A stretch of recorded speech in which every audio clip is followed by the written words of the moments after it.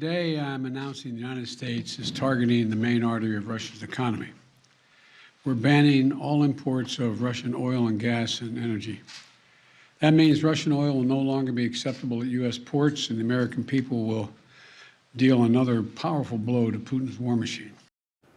As gas prices continue to soar to record levels, the president also vowed to do what he can to soften the economic impact of today's announcement, while also warning energy companies not to price gouge.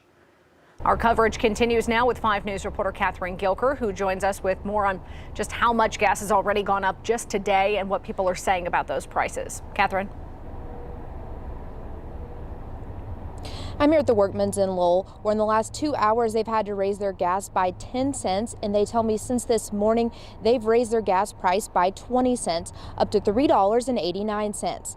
Now the average price that you'll pay at the pump in Arkansas is $3.80.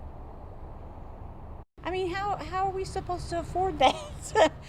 How are we working people, you know? Tammy Duncan is just one of many people who had a little sticker shock when pulling up to the pump today. She remembers back when gas was just under $3, she could fill her truck up for around $60. Now it costs more than $100. I've been working remotely for almost 2 years, and they're thinking about calling us back to the office. I told my boss, I said, I can't afford it. I'm 36 miles one way from work. I told him it'd cost me $100 a week. And just fuel. In multiple cities across northwest Arkansas, you'll find gas at $3.49 a gallon, which is the cheapest in the area. And in the River Valley, Fort Smith is where you'll find the cheapest gallon of gas at $3.37. For drivers like Ken Vickers, he wishes America was energy independent, but since we aren't, he is fine with paying more at the pump. We make personal sacrifices, and the sacrifices we're making with higher gas prices is rather puny compared to what people that are facing down tanks with simple rifles. So I don't have a problem with that. I'll adjust my lifestyle. Holly McGarr is a volunteer firefighter for a department outside of Huntsville.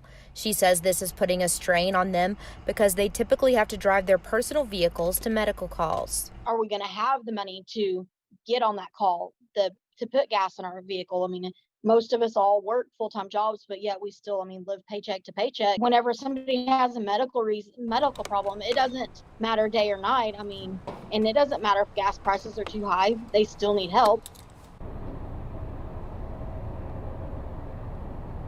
Even though gas prices are high here, we still have some of the lowest gas prices in the country here in Arkansas. The average price per gallon nationwide is $4.22. I'm live in Lowell, covering news where you live. Catherine Gilker, 5 News. All right, Catherine, thanks. Governor Asa Hutchinson weighing in on the U.S. banning Russian oil imports today, saying in part, the U.S. action is a unified message to Mr. Putin that his invasion and indiscriminate killing in Ukraine will result in consequences that will be harsh and protracted. The governor goes on to call on the president to return the U.S. to complete energy independence in order to lower gas prices for Americans.